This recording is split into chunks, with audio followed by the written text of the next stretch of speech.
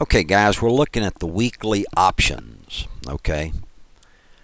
And there's a lot of mistakes being made by new option traders. Number one, some of you guys don't even have a watch list. You don't even understand the purpose of a watch list, and you probably need to go back to school a little bit here. Let me tell you what I'm doing here on the weeklies. I'm looking for trades that have dropped down below a particular strike price. Okay. So you would look, I'm looking at Sprint here, it's 275, so you'd be looking at it's just below a strike price, in this particular case, the threes, okay? And so I was looking for buys here at the bottom this morning on pullbacks. Just a quick little dip, a quick little near-term pullback, okay? And so the two that I zeroed in on this morning were Yahoo and STX, okay? And to be honest with you, I don't even know what the hell STX is. But I saw it dip below, or at least get close to the 26 number, okay? So I started looking at the 27s. Okay, I didn't play it, but I watched it, and so it got to a low of 14. I missed the 14, but I was able to grab the 17. Okay, now I didn't play it. I'm just testing this strategy. Okay, but I wrote down 17. Okay. And I'm not playing it with real money because I'm just testing a strategy, as I said. Okay, now on the dip, got to 14. It's back to 24 by 25. Here's another one. Here's Yahoo. Okay, now Yahoo dropped below a strike price. In this case, in both cases, these are weeklies because that's what I'm looking at, is all weeklies. Yahoo dropped below the $15 strike price, so it then went out of the money into near the money, comes all the way down to 15, similar to STX, and it's back up 26 by 27. Okay, so if you follow these weeklies and you catch a dip, you're going to be better off than particularly if you're a newer trader, you're going to be better off to try and catch a dip than try and play a breakout. Breakouts are very, very difficult. Dips are also. But you have to figure, if these are weeklies, these are the better stocks. These are, in some cases, the blue chip stocks. So you want to look for bottoms, near-term bottoms here. And I'm just looking, here's, well, you can't go by fast. Let's just look at a couple of others. Okay, well, there's Home Depot.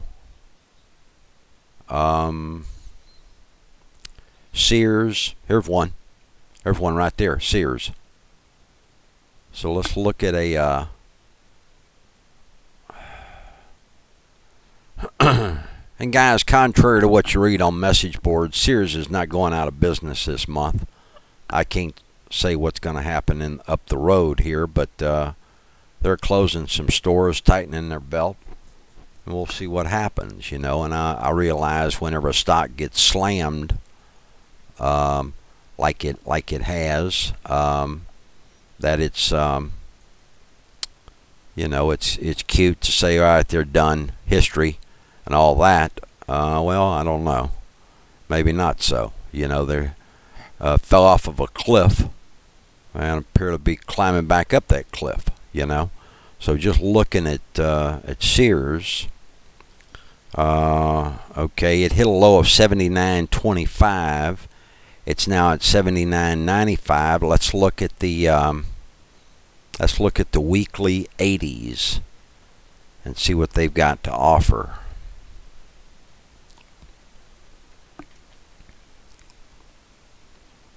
Okay, a little higher priced. And I'm also going to suggest to you another thing that you can do rather than buying. Come on, let's see what you got here. Let's see it. rather than buying multiple contracts out of the money, bringing in smaller number of contracts in or near the money. Okay, so if you threw $180 at this thing and it's trade 185 by 255, so there's a possibility there. If you sit on the bid, you may get a fill.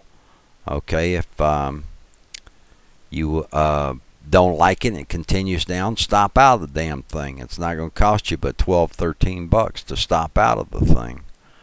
Just looking at here's another one, DNDN. Okay, this one might be ready for a turnaround. Let's see what this thing's doing on the historical.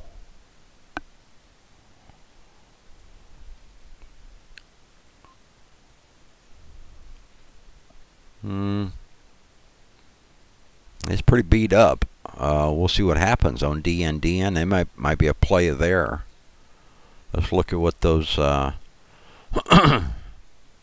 March weekly 10s are costing. It's at near the low of the day. The low is 25. It's trading 26.29 with a high of 40, and that's on the March 23rd. That's the weekly $10 calls. Okay, if you don't want to go that way, let's look at the Aprils. Might be a little safer. There's more activity on the Aprils.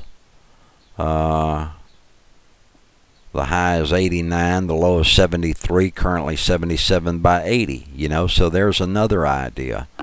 And if you guys don't have watch lists, incredibly, there's a couple of you out there that don't even have watch lists and don't even understand the point of a watch list.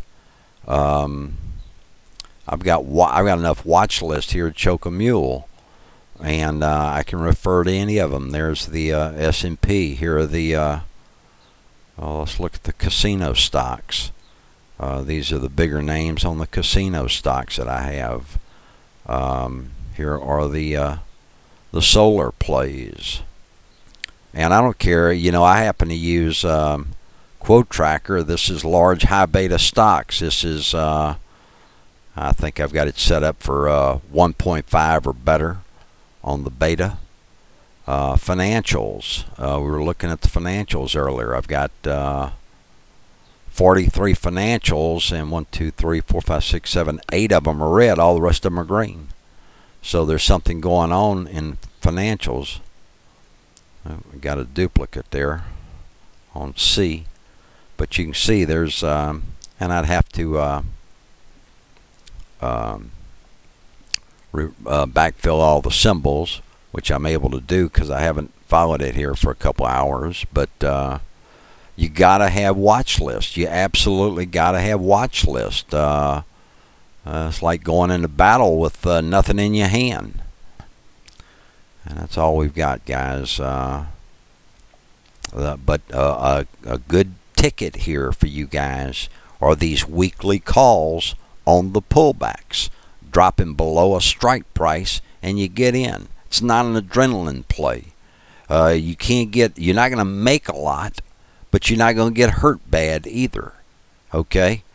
And some of you guys are playing with just too damn much money. You know, talking to one guy, he's lost several $1,000s here, and he's almost wiped out. You got to be careful here. I mean, you can earn big and you can lose big.